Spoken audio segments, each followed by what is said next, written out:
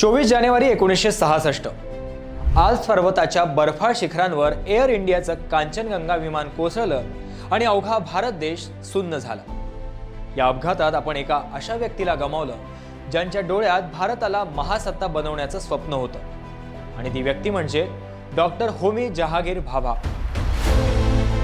पण हा खरोखर एक अपघात होता की भारताला अण्वस्त्र सज्ज होण्यापासून रोखण्यासाठी रचलेलं एखादं आंतरराष्ट्रीय षडयंत्र ज्याचे धागेदोरे थेट CIA कडे जातात। आजच्या या व्हिडिओत आपण केवळ या रहस्याचा उलगडा करणार नाही तर एक महत्त्वाचा प्रश्न विचारणार आहोत, तो म्हणजे जर आज डॉक्टर भाभा असते तर भारताचं चित्र नेमकं काय राहिलं असतं। नमस्कार, मी प्रथमेश आणि आज आपण उलगडणार आहोत भारतीय इतिहासातील सर्वात भीषण रहस्य। चला जाणून घेऊ। 30 ऑक्टोबर 1909 रोजी जन्मलेल्या होमी भाभांना जगात भारतीय अणुविज्ञानाचे जनक मानले जाते।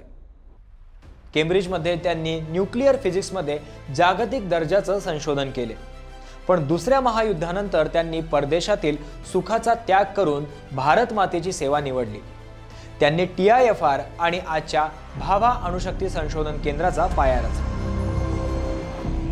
1960च्या दशकात चीनच्या अणुचाचणीनंतर भाभांनी आकाशवाणीवरून गर्जना केली होती, जर मला परवानगी मिळाली तर मी अवघ्या 18 महिन्यात भारताला अण्वस्त्र सज्ज बनवेन। भाभांचं हे विधान अमेरिकेसाठी धोक्याची घंटा होती, कारण आशियात भारताचं वाढतं वर्चस्व त्यांना मान्य नव्हतं। एअर इंडियाचं विमान जिनिवाच्या अगदी जवळ असताना मॉन्ट ब्लँक शिखरापाशी कोसळले।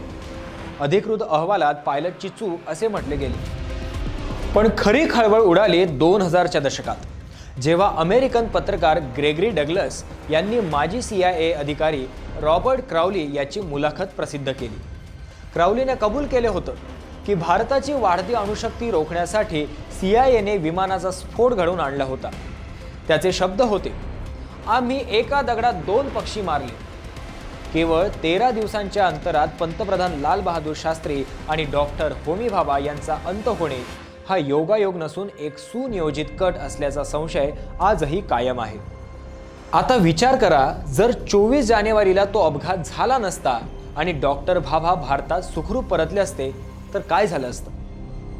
पहिलं म्हणजे ऊर्जा संकट संपलं असतं। भाभांचे स्वप्न थोरियम आधारित अणुशक्तीचे होते। भारताकडे थोरियमच्या जगातील सर्वात मोठा साठा आहे।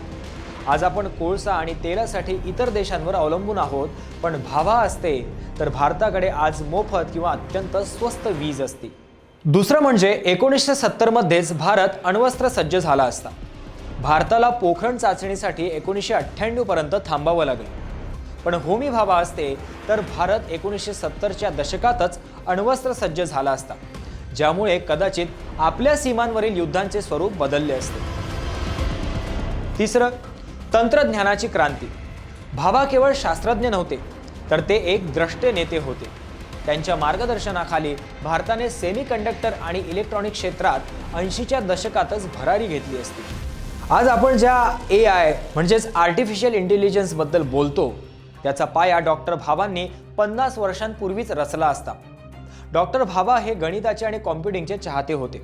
सुपर कॉम्प्युटिंग, भारताने स्वतःचे सुपर कॉम्प्युटर्स खूप उशिरा बनवले, पण भाभांच्या नेतृत्वाखाली आपण जगात सॉफ्टवेअर आणि हार्डवेअर या दोन्हीत लीडर राहिलो असतो। डेटा आणि एनर्जी, AI चालवण्यासाठी प्रचंड ऊर्जेची गरज लागते। भाभांच्या अणुऊर्जेमुळे भारताकडे क्लीन एनर्जीचा असा साठा असता की आज जगातील सर्वात मोठे AI सर्व्हर आणि डेटा सेंटर्स अमेरिकेत नसून भारतात असते। थोडक्यात सांगायचे तर तंत्रज्ञान आपण आज विकत घेतोय ते आपण जगाला विकले असते। मित्रांनो, डॉक्टर भाभांच्या जाण्याने भारताचे केवळ अणुस्वप्न चोरीला गेले नाही तर भारताची प्रगती किमान 20 ते 30 वर्षे मागे गेली। आज आपण तंत्रज्ञानाची झेप घेत आहोत तो भाभांनी रचलेला पायाच आहे, पण जर ते असते तर भारत आज विकसनशील नाही तर जगातील सर्वात प्रगत महासत्ता असता।